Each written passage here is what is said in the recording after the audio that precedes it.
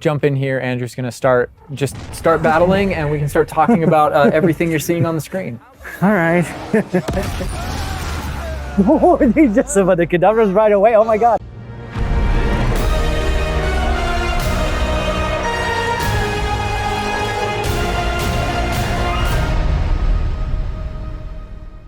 Oh my god. We're starting off strong. Oh my god. Was that Kujio? Oh my god. That's so cool. Yeah, so that you'll notice right away, like when we used Avada Kedavra, that guy's health bar went from instant to 0, and we really are trying to honor the way Avada Kedavra works in the game, even in some pretty extreme situations.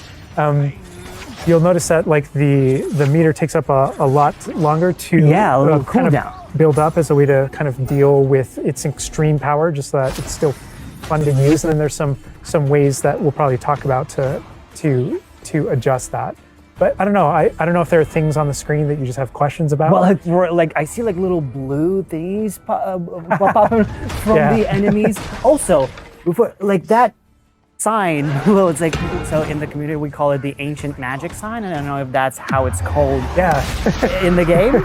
So the community is astute. So on the development side and in player facing in the game, we reference that as your ancient magic meter. Oh, so it is ancient magic. That is, yeah. So as your abilities in the game keep growing and you become exposed to some of the secrets about your own kind of history and your own abilities, you start unlocking new powers. So one of those powers, you'll see the R1 button appearing throughout the game.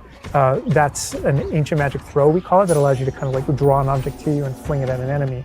But whenever you see the R1 or the L1 plus R1 appear over somebody's head, that's an ability to cast a very devastating and powerful ancient magic spell to do a ton of damage against the character. I see. And the way that manifests itself depends on the type of enemy that you're fighting. And you'll see a wide variety of enemies in here that are pressuring the player in different ways. You'll notice there's abilities that kind of bubble up under the player as he's fighting that force him to move.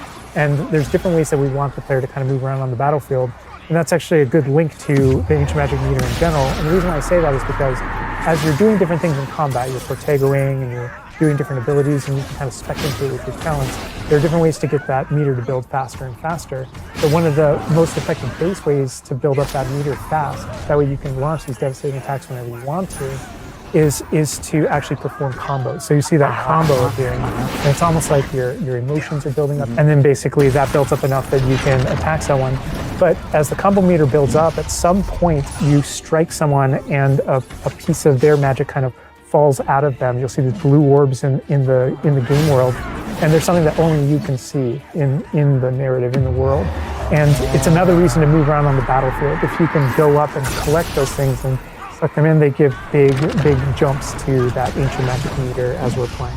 We're talking a lot about spells and magic here, but I think there's another huge component of combat, and that is the tools that you can bring to combat as well to kind of change the way you play. And I think Mackenzie knows a lot about what's going on with the plants and potions. And so the tools are really interesting because they're basically like a prior investment. So you can bring the potions and the plants that you grow in the Room of Requirement to combat to essentially kind of help you defeat enemies a lot quicker and more efficiently.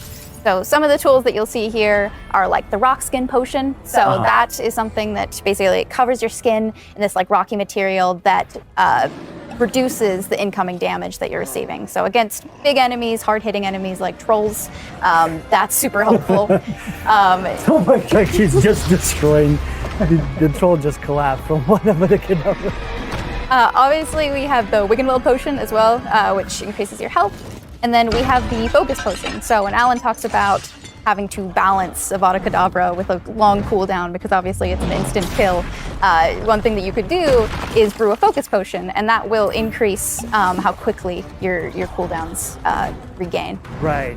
Oh my god. There's just so much like versatility, like in what the character is doing to the troll right now. Like he's just bouncing around the arena. He's like not. And the troll makes him move around too, looks like. And I love that our plants are violent. Yes, and so that's like when we're talking about the setup of the arena. You also have plants that you can fight with, and so we have things like the venomous tentacula that you can put down, and it acts like a turret, and it just kind of shoots enemies around the battlefield.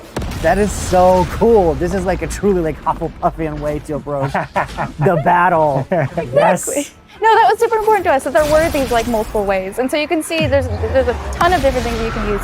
The mandrake is one, so you can pull it out and it stuns with its like piercing cry these enemies in a radius. And another thing I want to call out that we're seeing on the side of the screen here is these dueling feats, which I love because I love anything that prompts me to play a game in a different way, a unique way. I don't want to get stuck in my style, you know? And so this is a way to, if you want to get stuck in your style, go for it. If you just want to blast people with spells, go for it. But we also want to have some things over here that may make you use certain plants or certain potions or block more or... Yeah, we mentioned the field guide challenges in the prior stream. And the field guide challenges, this is the way that the field guide manifests like challenges for you to do in combat. And exactly to your point, we just wanted a way to encourage players to explore the different systems, to help them decide, to just kind of practice with them and explore what they want to do, because there really are so many different ways that you can push talents. When you see the green X's on characters, that's right. And that's kind of through your talents you can unlock this kind of cursing mechanic that sort of like links the fates of these different characters on the battlefield.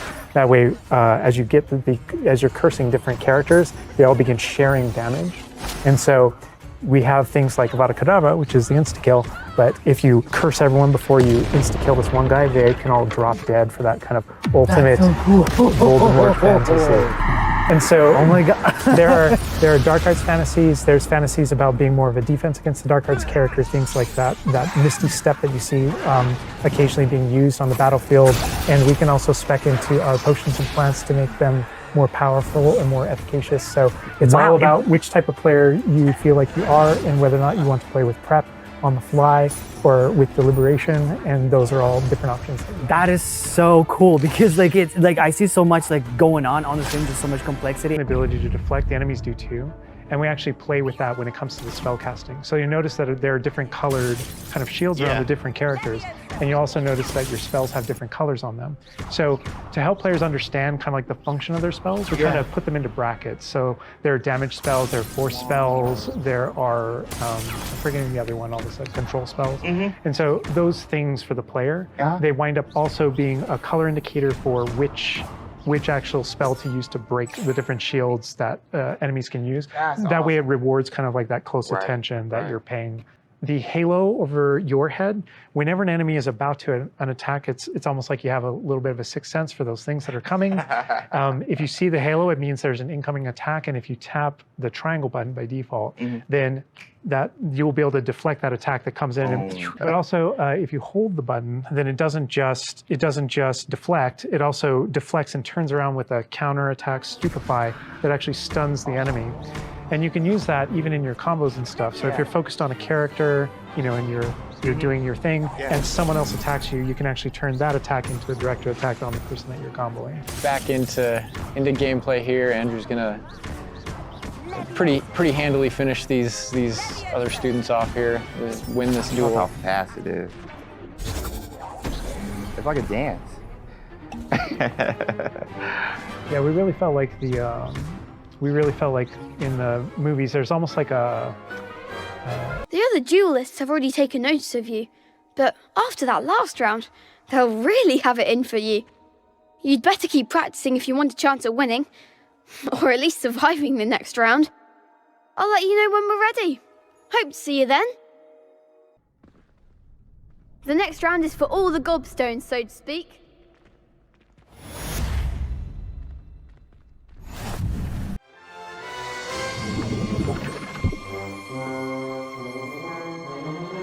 You may begin.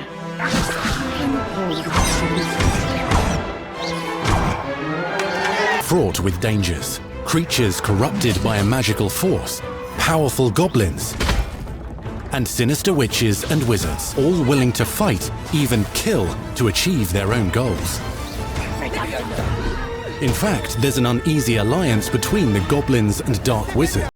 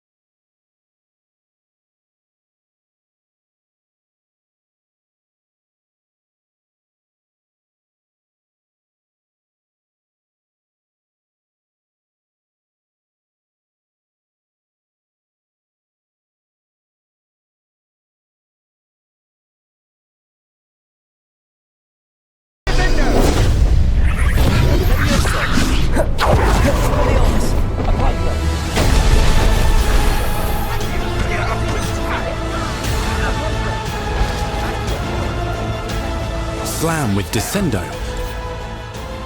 Roast with Incendio, devastate your enemies using various finishes. You can even use the mysterious, powerful magic your professors do not understand to obliterate your strongest foes.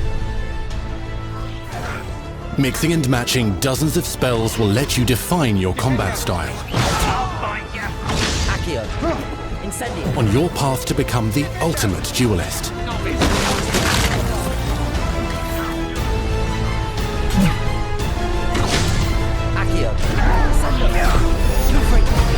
Spells, plants, and potions to increase their power. Decide which talents best fit your playstyle to allow you to focus on your favorite types of magic. Increase your power when you need a boost.